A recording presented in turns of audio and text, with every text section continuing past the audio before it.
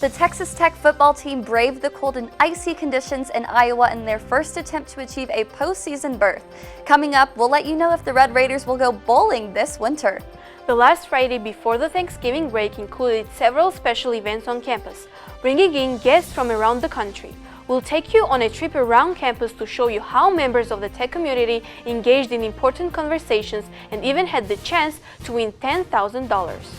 And it's been more than 10 days since the Lubbock area has experienced morning temperatures above the freezing mark. But that hasn't kept some local businesses from braving the cold to bring some unique products to local shoppers.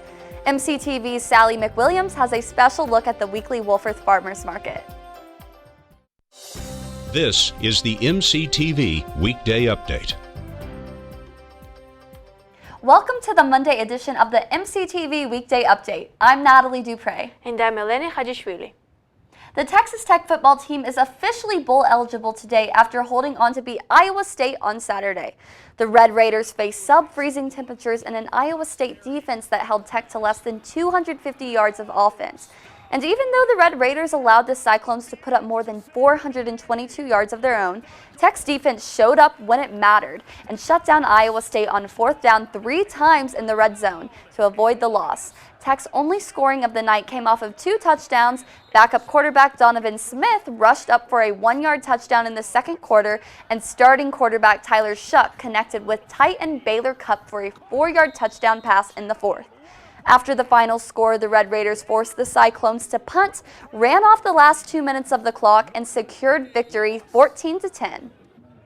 Texas Tech now sits at 4-4 in conference and 6-5 overall, and will head back to a bowl game for the second year in a row, a first for the team since 2012-2013 seasons. The Red Raiders prepare to finish out conference play this upcoming Saturday against Oklahoma here in Lubbock. Another victory would give the team a winning record in conference play for the first time since 2012. Kickoff for Saturday's matchup with the Sooners is set for 6:30 p.m. with TV coverage on FS1. The beginning of Thanksgiving break is just over a day away, but many students have already left Lubbock to start their holiday a little early. With that in mind, several groups held events last Friday before campus began to empty. On Friday morning, Tech's first-generation transition and mentoring programs kicked off the 2022 edition of the First Generation Champions Institute. The 2-day event took place in the SUB, where faculty, staff, and educators from across the country gathered to talk about issues faced by first-generation students. The opening session included remarks from Dr. T. Mark Montoya, an associate dean and professor from Northern Arizona University. After that, both days featured breakout sessions based on various topics, focused on helping students find success. Sessions range from Dream Ally training, which is educating our guests about how to become allies for students that may identify as dreamers. We also have sessions that will focus on pedagogy and ways to really kind of improve learning for our first generation students inside of the classroom. We also have a couple of other topics that focus on the intersectionality of students, also working with students that are searching for higher education opportunities, so getting them in from high school into the college door. Along with last week's Champions Institute, FGTMP offers services and support to faculty, staff, and first-generation students throughout the year. Tech's definition of a first-generation student is anyone whose parent or guardian has not earned a bachelor's degree in the United States. The university welcomes hundreds of first-generation students to campus every year. For more information on Tech's first-generation transition and mentoring programs and all they offer to the campus community, visit diversity.ttu.edu/FGTMP. Lubbock is known as the hub city since it features the largest population in more than a 100-mile radius. The rural nature of the South Plains area brings a lot of unique challenges to Lubbock and the surrounding communities, and that set the stage for a special event held on campus last week. The Future of Rural Texas was a 2-day event held on Thursday and Friday at the Sub Allen Theater and the McKenzie Market Alumni Center. The event was hosted by the Texas Tribune, a nonprofit online media organization that covers the entire state. Various topics were discussed over the course of both days, featuring local and state government officials, educators, journalists, and more. Conversations about rural public and higher ed, healthcare, broadband access, economic development, local control, the agenda for rural Texas in the next legislative session. It's really a mix of things. But I think altogether it adds up to a picture of where rural Texas is today, needs, challenges, and opportunities. Evan Smith, the CEO and co-founder of the Texas Tribune, says that this year's event is not the first time the media group has focused on issues important to rural Texas. Smith says the goal of each event is to help educate Texans on what is happening in their city, local area, and the state as a whole. We want people to know about these issues in part because change in this state happens from the ground up and not the top down. When people are better informed, they ask their legislators to do things differently. And that's our goal, is just to give people the means to be more thoughtful and productive citizens. The Future of Rural Texas event wrapped up Friday afternoon here on campus, but you can go back and watch sessions from both days by visiting texastribune.org. Entrepreneurship has become a big part of Texas Tech's academic initiatives. The university has made several investments into helping the tech community plan and start new businesses and take dreams to reality. One of those big investments is the TTU Innovation Hub. The facility offers a place to help members of the tech and local communities grow ideas and form new startup companies. One way the Innovation Hub accomplishes that goal is through special annual events, such as the ILaunch Competition that finished up last week. On Friday, 10 teams were given the chance to present an idea to a panel of experts, who then chose a winner to receive $10,000 in startup funding. A pool of 40 applicants was reduced to the 10 final teams, but everyone benefited from the experience. We have 56 industry mentors that all take part in this and really just work with them for 2 weeks to get them ready for today. And so I think the mentorship out of anything, $10,000 is great, but that's so valuable. The annual ILaunch competition is open to not only tech students, but anyone in the Lubbock community. Potential competitors submit an application consisting of a pitch, a 60-second video, and a business plan earlier in the semester. Each application is scored and ranked, with the top 10 advancing to the final round. At the conclusion of Friday's presentations, a winner was chosen and announced during an awards social later that evening. For more information on the ILaunch competition and other programs offered through the TTU Innovation Hub, check out their website at innovationhub.ttu.edu. The coldest week of the fall so far finished out with another chilly weekend, a continuation of 20-degree lows. As of this morning, the Lubbock area has recorded 10 straight days with overnight temperatures dropping below 30 degrees. The good news is that even though the freezing conditions continue at night, temperatures have been slowly rebounding since last Friday's 34-degree high. So will the warming trend lead to a toasty turkey day? Let's take a look at the MCTV's forecast. Sunny skies have fully returned to the MCTV Tower Cam after several days of cloudy conditions. The wind speeds are also a bit lower than what we saw last week, and that is already helping it feel a little warmer today. Highs are expected to climb into the upper 50s with a slight chance of breaking the 60-degree mark before sunset. Tonight, skies should remain clear through the evening, but that also means that temperatures will once again drop below freezing. Lows are expected to be in the upper 20s, marking the 11th day of sub-freezing temperatures here in the city. Tomorrow, the warm-up will continue as highs should finally climb above 60 degrees. We'll see a few more clouds and an increase in the wind in the afternoon, but otherwise, it looks to be a mild day. The increase in daytime temperatures also means warmer overnight lows. Tuesday's low is expected to stay above freezing for the first time since Veterans Day. Temperatures will drop slightly on Wednesday, but highs should once again top out in the 60s, and lows are expected to remain above freezing. But the cooling trend is forecast to continue into Thursday, and that means it'll be a chilly Thanksgiving. Highs could top out near 50, but the rest of the day, temps will remain in the 40s and upper 30s. Wind speeds are also expected to stay around 20 to 30 miles per hour, creating a wind chill as much as 10 degrees cooler. On Thanksgiving night, we could also possibly see a chance of showers, but luckily lows above the freezing mark should reduce the chance for ice on the roads on the morning of Black Friday.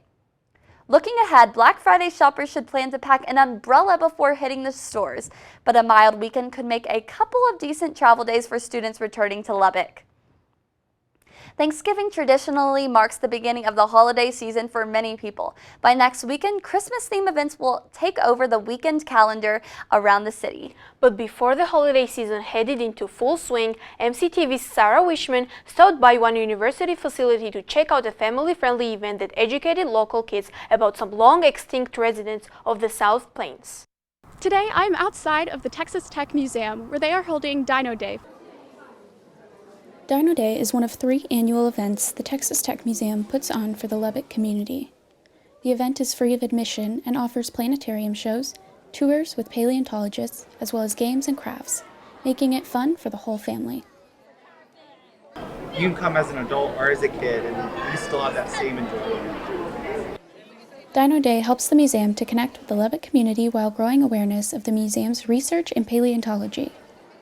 The reason we have it is to showcase the museum and its research on dinosaurs. And Museum of Texas Tech University is significant for its research about paleontology. So this is a nice way to connect that research to children and families in a more accessible way. The event is perfect for any dino lover, but the kids especially loved the many dinosaur-themed games and crafts. My favorite dinosaur, I think, would be the pterodactyl. T-Rex. People should always look for Holiday at the Museum, Dino Day, and Day of the Dead Festival. Those are 3 large projects that the museum always likes to present. The museum's next event will be Holiday at the Museum on December 3rd. More information can be found on the Museum of Texas Tech website. I'm Sarah Wishman for MCTV. As we mentioned earlier, the Texas Tech football team faced sub-freezing conditions as they battled their way to bowl eligibility in Iowa. But another Tech team enjoyed a much warmer environment, where they put the heat on a conference opponent in hopes of finding victory for the first time in more than a month. The Red Raider volleyball team took on the West Virginia Mountaineers on Saturday afternoon in the USA. Tech headed into this weekend's contest with an 8-game losing streak that started all the way back in mid-October.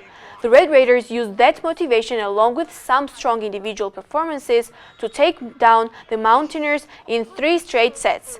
Super senior Carrington Jones had 5 blocks to extend her career total to 336 and jumping to 8 all the time in program history. Senior Kenna Sauer also led the team with 10 kills, marking her 25th double-digit kill match in her career. Senior Reagan Cooper contributed 7 kills and 2 blocks, and Super Senior Brooke Canas added 6 kills and 4 blocks. The win improves the Red Raiders' overall record to 15-12, but they have only won 3 other games in conference play this year. Tech Volleyball hopes to finish out their season on a high note this week. They will take on Kansas State at 6:30 on Wednesday night in Manhattan before returning to Lubbock for their final game of the season against Kansas on Friday at 6 p.m. in the USA. Both games will be available on ESPN+. The Texas Tech Lady Raiders basketball team has faced some tough competition early on in the season this year during the preseason WNIT tournament. Games 1 and 2 of the tourney were held on the team's home court, but yesterday they traveled to Louisiana to finish out their pre-Thanksgiving schedule in the Cajun Dome. The Lady Raiders face Louisiana Lafayette on Sunday at 4 p.m. for the first time in program history. Luckily, Tech ended their first ever matchup with a 64-48 victory, handing the Ragin' Cajuns their 3rd loss in the tournament. The Lady Raiders came out with a winning record from the 3-game competition, beating Colorado and Louisiana after losing to Jackson State in round 1. The heroes in last night's win were freshman Bailey Maupin and junior Jasmine Lewis, who both had double-digit point performances. Maupin has scored 10 or more points in all 4 of her appearances in Lady Raider uniform. The women will return to the court this Friday at 1 p.m. to take on Middle Tennessee in the Las Vegas Invitational. Meanwhile, the men's basketball team just started their run in the Maui Gym Invitational Tournament in Hawaii. The 23rd ranked Red Raiders are currently taking on number 10 Creighton at the Lahaina Civic Center as we speak. Tech will move on in the tournament, win or lose, to play either number 9 Arkansas or Louisville tomorrow. A win would move the Red Raiders to the next round of the championship bracket, but a loss would push them into a consolation bracket. Regardless of the results, Tech will play a third and final game on Wednesday, ending up anywhere from 1st to 8th place. With the colder weather becoming the norm, most outdoor activities are coming to an end before the winter season begins. But as MCTV's Sally McWilliams discovered, there's one local event that plans to welcome guests no matter the weather conditions, with hopes of supporting local business. Good morning. We're here in Wolford this Saturday at the local farmers market. This is open from 10 to 2 every Saturday year-round. This is a place where family and friends can come out together to get local produce as well as fresh baked goods. This is a great event for the holiday season, and this is the largest this event has ever been. Daniel Stanfield is a local farmer out of Plainview, Texas, who attends the farmers market weekly, selling his family's freshly grown produce. We're farmers out of Plainview, Texas, and we sell vegetables, and we also make goat milk products that we sell at the Wolford Farmers Market. The weekly farmers market is a year-round event that allows farmers and local artists to come and sell their products. Stanfield has seen lots of growth in the weekly market. He has also seen the benefit local produce has had on people and the upsell of local produce. It just really helps with reaching more customers. This market's very, very busy, and it's year-round, and so it gives us an outlet to sell some of the products that we have that we didn't really have other places. You know, I notice it every year, but this year specifically is more and more people are more interested in local food and local businesses. I think that some of the global challenges we've been having have driven people to shop more local and try to find things closer to home because, you know, when the grocery stores don't have veggies, I'll probably have veggies because it's grown here. The farmers market is home to many organizations, such as Coast to Coast Conies, an organization started by a local church to raise money selling hot dogs to help out their local church and community. We're Coast to Coast Conies, and we represent our church, Greater Faith Church, and so we sell hot dogs and everything to help our church who finished purchasing our land across the street from our church. And so with purchasing that land, we're expanding, and hopefully soon we'll have a community center. The farmers market is every Saturday from 10 a.m. to 2 p.m. located in Wolford. For MCTV, I'm Sally McWilliams. So, Elena, have you had or do you have any big plans for Thanksgiving break? I think I'll be spending my first Thanksgiving here in Lubbock with my family. What about you? I'm going home for the first time in 3 months to spend Thanksgiving with my family, so I'm excited for that. I'm too. Well, that's all for today's edition of the MCTV Weekday Update. Thanks so much for joining us, and be sure to check ttuhub.net every day for more news. Have a great Thanksgiving holiday, and we'll see you next week.